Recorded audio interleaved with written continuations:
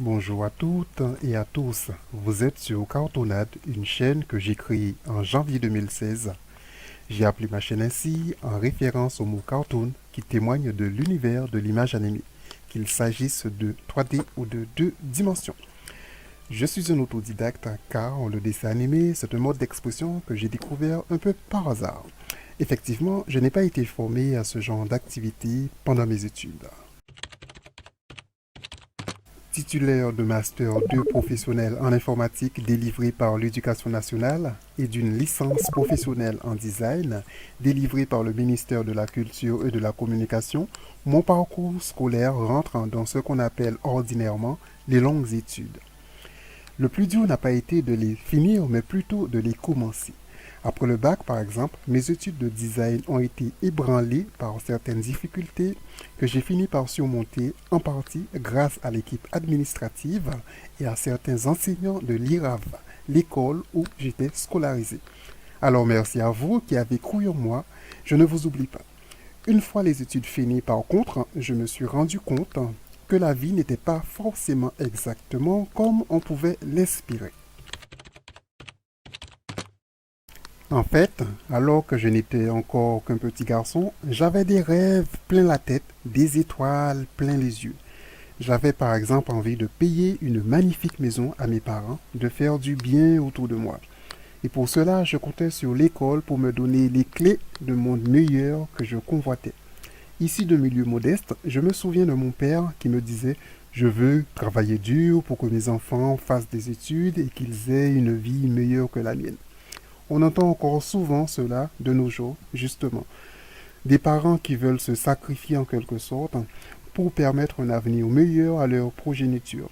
J'ai grandi avec cette idée reçue que si on ne gagne pas au loto, si on ne naît pas avec une cuillère en or dans la bouche, l'école est le bon moyen d'avoir la vie rêvée. Et par déduction, plus on fait d'études, plus on a de chances de concrétiser ses projets. Le discours que je tiens, c'est un discours réfléchi, mais lorsqu'on est enfant, on pense généralement comme un enfant. Pour ma part, je peux dire que je me suis très vite libéré de cette inconscience infantile. En fait, j'étais au secondaire lorsque j'ai commencé à accompagner mon père à son travail agricole. Parfois, on était tous les deux sous un soleil de plomb ou sous une pluie battante. J'ai expérimenté ces conditions de travail difficiles car mon père voulait que je m'endurcisse et que je puisse me débrouiller avec mes mains si jamais l'école n'était pas faite pour moi. Personnellement, je crois que mon éducation m'a donné encore plus l'envie de réussir, la rage de vaincre. Aussi, j'ai toujours essayé d'être sage, studieux et travailleur depuis mon enfance dans tout ce que j'entreprenais. Que ce soit au travail ou dans ma vie affective, j'essaie de m'impliquer complètement vraiment. Mais résultat des courses, quand je me retourne sur mon passé, j'observe mon parcours, je me remémore tous mes efforts, tous mes sacrifices, et j'ai l'impression que le retour sur investissement escompté ne ressemble pas à mes prévisions.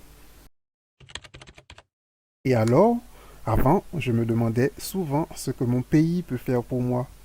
Et puis un jour, j'en suis arrivé à me demander ce que moi, je pourrais faire pour mon pays. C'est une allusion à une phrase de l'ancien président John Kennedy prononcée le 20 janvier 1961 lors de son discours d'investiture aux États-Unis. Mais cette phrase illustre bien le cheminement de mon raisonnement. En effet, c'est ainsi que m'est venue l'idée d'apporter à la société qui m'a vu grandir ma contribution en créant des cartoons qui font rire, qui distraient les gens, qui informent, qui éduquent et en même temps qui reflètent les maux de ma société.